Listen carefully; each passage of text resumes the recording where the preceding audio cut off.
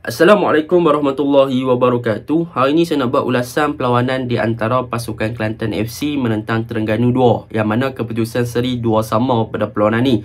Untuk perlawanan ni sebenarnya Kelantan mempunyai masalah daripada kecederaan tonggak utama mereka, yang mana daripada awal game kita boleh lihat mereka hilang Nur Syamil, mereka hilang Syed Sobri. Itu yang menjadi permasalahan kepada skuad pasukan Kelantan buat masa sekarang. Dan disebabkan itulah apa yang boleh kita belajar dalam liga, kita memerlukan skuad depth yang berkualiti dan juga skuad yang boleh dikatakan ramai apabila untuk mengelakkan masalah-masalah sebegini berlaku. Apabila pemain-pemain tonggak utama kita cedera, sekurang-kurangnya kita ada backup. Dan untuk perlawanan ni Kelantan bermain tanpa Filipe Herrera, tonggak utama mereka di bahagian tengah, dan benda tu memang nampak ketara. Tanpa Herrera, bahagian tengah pasukan Kelantan gagal untuk berfungsi dengan sangat baik. Baiklah, tanpa membuang masa, mari kita masuk ke dalam ulasan pasukan Kelantan dahulu.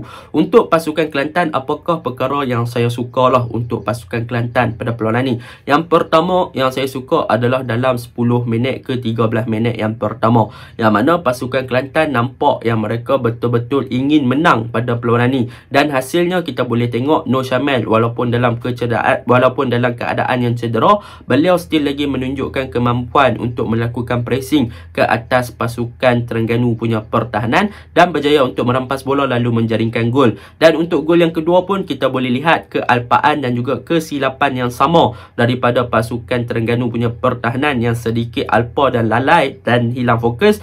Kelantan berjaya untuk menjaringkan gol yang kedua. Jadi saya sukalah dalam 13 minit yang pertama tu bagaimana pasukan Kelantan FC menggunakan kealpaan dan juga kelalaian yang ditunjukkan ataupun kesilapan yang mudah ditunjukkan oleh barisan pertahanan pasukan Terengganu untuk menjaringkan 2 gol. Itu yang pertama yang saya suka. Yang kedua, apabila berbicara tentang pasukan Kelantan pada perlawanan ni, yang saya suka adalah corak serangan mereka di bahagian kanan menggunakan Ikhwan Yazid, yang mana kemasukan Ikhwan Yazid sebenarnya memberi impak yang positif kepada bahagian winger pasukan Kelantan. Apabila banyak gerakan-gerakan yang tercipta di bahagian kanan berjaya dihasilkan, tetapi sayang ada permasalahan-permasalahan yang perlu dibaki oleh pasukan Kelantan yang akan saya ceritakan selepas ini. Tetapi Ikhwan Yazid masuk tu memang nampak satu corak permainan yang lebih positif lah di bahagian kanan. Dan yang ketiga tentang defense department pasukan Kelantan.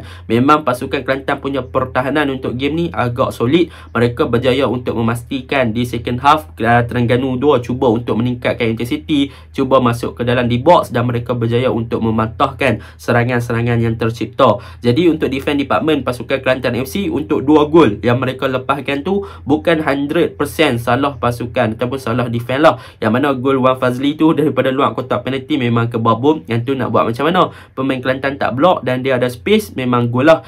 So untuk defend dan juga goalkeeper, mereka ada benda yang perlu improve, tetapi tak banyak kesilapan ataupun fatal mistake yang dilakukan lah. Cumanya kesilapan-kesilapan kecil sahaja untuk memastikan yang mereka tak dibolosi dengan gol-gol mudah lah pada masa akan datang. Jadi yang tu yang saya suka yang ketiga. Yang keempat dan yang terakhir, apabila berbicara tentang Kelantan, apa yang saya suka adalah tentang peranan Muhaimin dan juga Jasmine Minhad yang bertindak sebagai dua attacking midfielder. Bagi saya kedua-dua player ni daripada segi attacking minded, mereka ada kreativiti sendiri, mereka ada peluang dan juga potensial yang boleh digilap lagi sebab mereka berdua masih lagi muda, terutamanya Muhaimin. Cumanya mereka masih lagi ada room for improvement, mereka ada masa lagi untuk improve.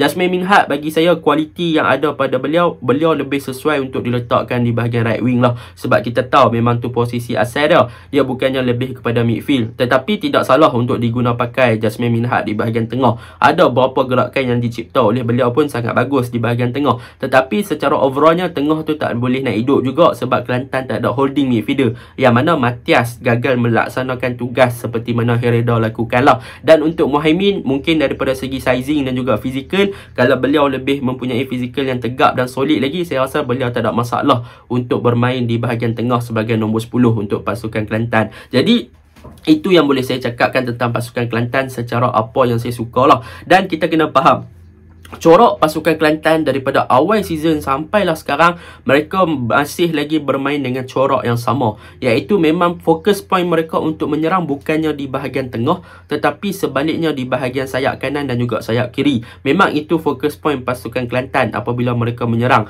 Mereka akan guna sayap mereka untuk attack, penetrate dan cuba lakukan crossing ataupun masuk dalam kotak penalti dan melakukan cutback ataupun hantaran. Jadi mereka banyak bermain macam tu daripada early season lagi, mereka punya corak permainan sebegitu. Tetapi ada beberapa permasalahan dalam corak permainan Kelantan yang bermain sebegitu. Antaranya yang pertama adalah mereka tak ada proper striker. Even import tak boleh memberi import yang positif kepada bahagian serangan pasukan Kelantan, iaitu Nixon. Untuk perlawanan ni bukannya Ikhwan Yazid, bukannya Jasmine Minhad yang bermasalah, tetapi sebenarnya striker. Apabila Nur Syamil dikeluarkan, Nixon dimasukkan, beliau tidak memberi import yang positif kepada bahagian serangan pasukan Kelantan. Kita boleh tengok Kelantan ada gerakan daripada bahagian winger, ada support daripada fullback Daniel Hadri naik buat overlap dan sebagainya, dan ada beberapa hantaran yang dilakukan ke dalam kotak penalti untuk mencari Nixon. Tetapi dalam perlawanan ni boleh dikatakan Nixon adalah orang yang gagal sebenarnya untuk link up dengan bahagian sayap. Untuk bahagian sayap mereka dah perfect, mereka dah berjaya bermain dengan bagus, tetapi bagaimana Nixon untuk menerima hantaran-hantaran yang dilakukan, itu yang bermasalah. Apabila Nixon tak boleh nak buat semua tu, Nixon boleh dikatakan terlalu statik, dia punya off ball movement kurang, positioning dia pun tak tepat, dia punya timing or running pun kurang. So bila mana Kelantan nak bawa bola pergi depan, banyak sangkut sebab mereka tak boleh nak cari ruang bagaimana mereka nak supply bola kepada Nixon. So Nixon memang tak memberi import positif lah. Yang kedua adalah tentang Ken Tahara, yang mana Ken Tahara pun masuk ganti bermain di kiri pun tak memberi import positif. Ada satu shot tapi tak memberi import yang positif secara overall. Boleh dikatakan Nixon dan Ken Tahara seakan-akan tidak memberi import apa-apalah kepada bahagian serangan. Benda tu agak mengecewakan sebab mereka adalah import. Sepatutnya mereka perlu bermain dengan lebih baik berbanding pemain-pemain lokal. Itu yang pertama. Yang kedua, apabila berbicara tentang pasukan Kelantan, disebabkan mereka tak ada proper import ni, maka mereka perlu carilah season depan untuk fight Liga Super, cari import yang berkualiti, yang boleh suit dengan taktikal pasukan Kelantan yang suka attack menggunakan sayap tu.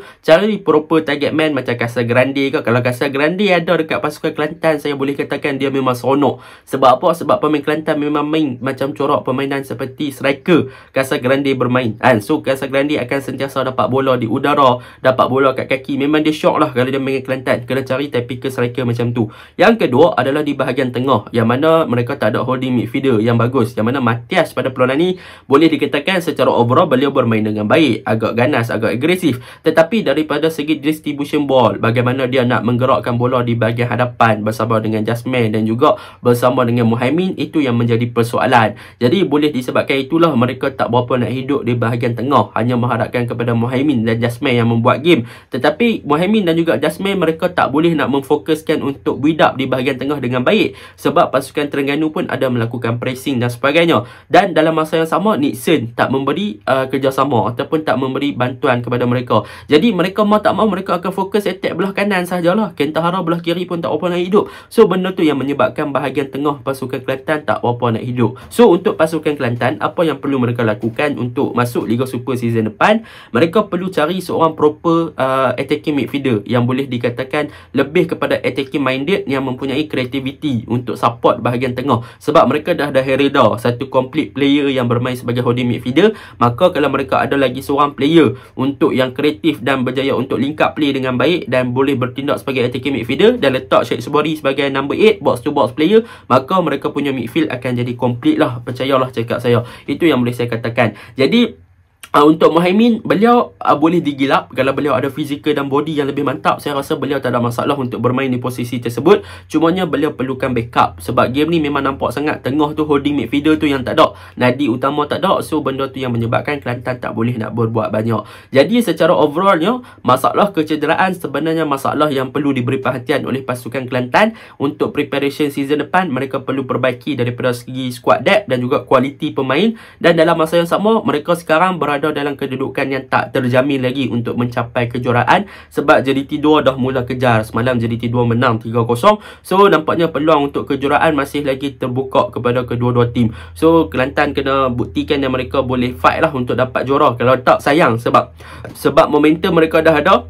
tetapi mereka dihimpit oleh masalah kecederaan. Jadi itu sahaja ulasan saya. Assalamualaikum.